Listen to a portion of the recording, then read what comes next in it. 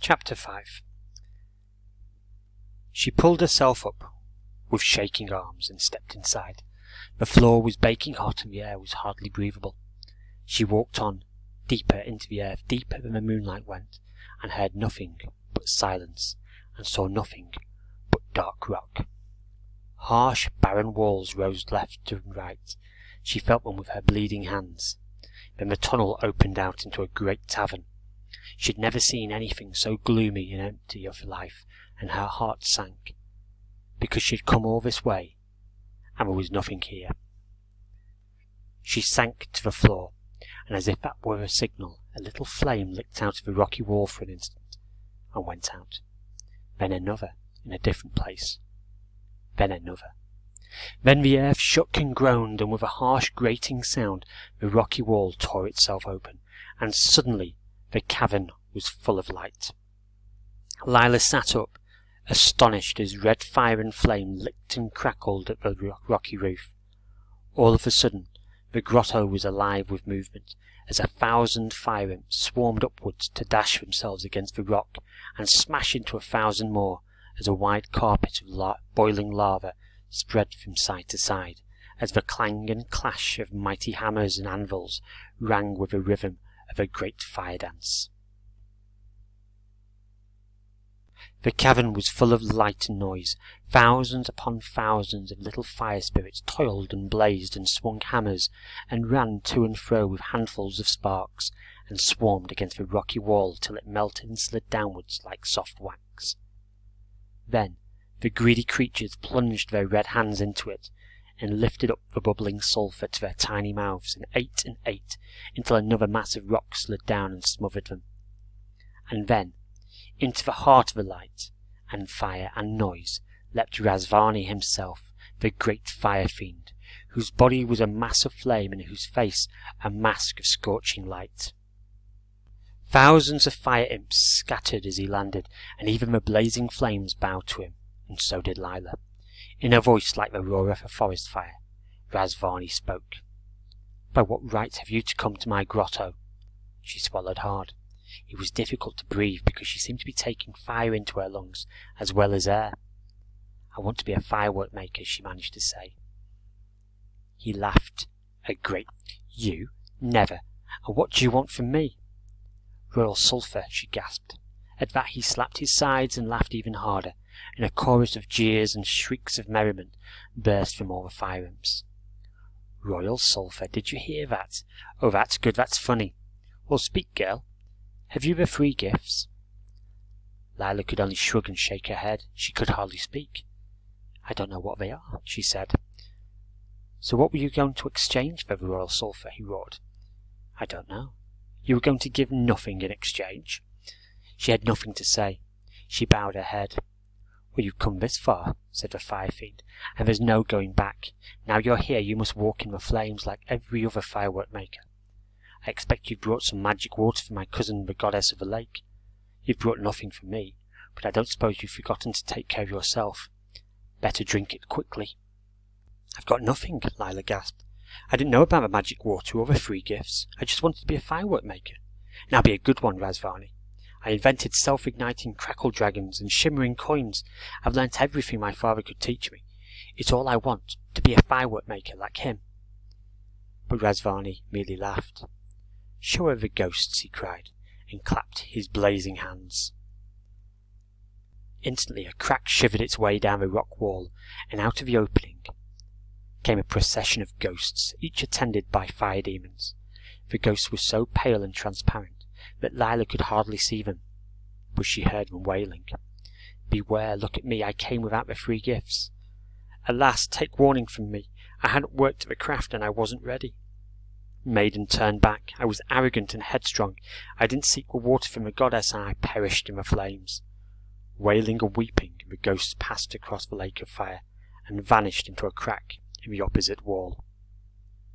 "That is what happens to those who don't come prepared," said Razvani. "But now you must submit yourself as they did. Walk into my flames, Lila. You've come for the royal sulphur. Receive it from my hands." And he laughed louder and spun in a rapid dance, stamping his feet in a wide circle and causing a ring of fire to blaze up around him. Through the lashing red and yellow and orange his face seemed to waver and flicker, but his voice rang out clearly over the roar and crackle. You want to be a firework maker? Walk into my flames. Your father did it in his time, and so did every artist in fire. This is what you've come for. Why are you waiting? She was terribly afraid, but she knew that she must do it. She would rather be a ghost than go back empty-handed and fail at the one thing she had ever wanted. So she took one step forward, and then another, and her poor feet burned and blistered so that she cried out loud. Then she took another, and when she knew she could bear it no longer, she heard a great sound behind her, like a mighty trumpet, and through the blaze a voice was shouting, Lila, the water! Take it! Take it! And there was a small figure beside her, thrusting something into her hands. A gourd? A drinking gourd with a clasp that she tore off, before lifting it to her parched lips and drinking deep. All at once, a marvellous coolness spread through her body, and down to the tips of her toes. The pain vanished, and the dryness in her throat and lungs was soothed and moistened.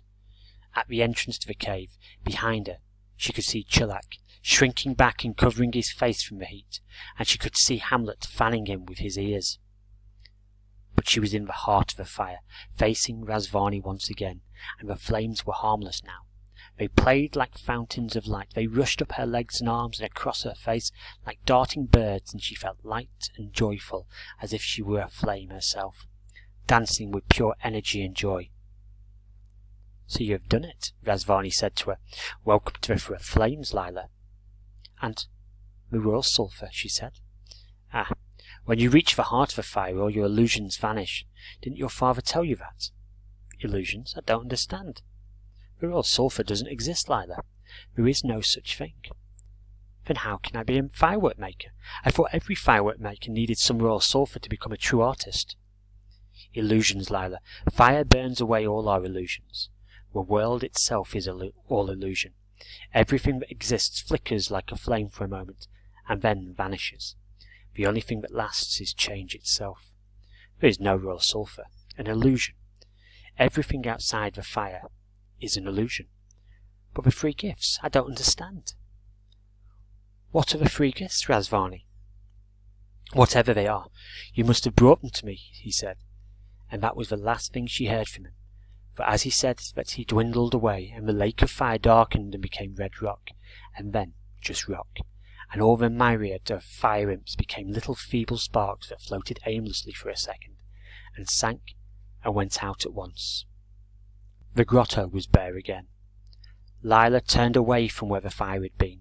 She was dazed and disappointed, calm and curious, pleased and puzzled. In fact, she didn't know what she felt or who she was for a moment. But then she saw Chilak, and ran to him.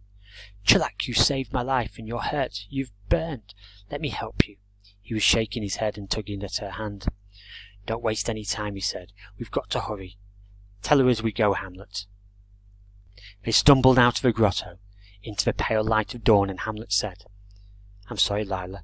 I heard the birds talking at the foot of the mountain, and they said, Look, the white elephant, that's the very one who escaped from the city. And I asked the bird what he knew. And he said the firework maker helped you to escape. Someone saw and told the king, and now Lachlan has been arrested, and he's going to be executed. Then he flew away to tell the other birds. Lila, we've got to go back as fast as we can. Don't waste time blaming anyone. Get on my back and hold tight. So in the torment of fear that put Razvani and the royal sulphur and the free gifts completely out of her mind, Lila clambered up next to Chilak on the elephant's back, and held on tight as Hamlet began to slither down the mountain in the light of the dawn.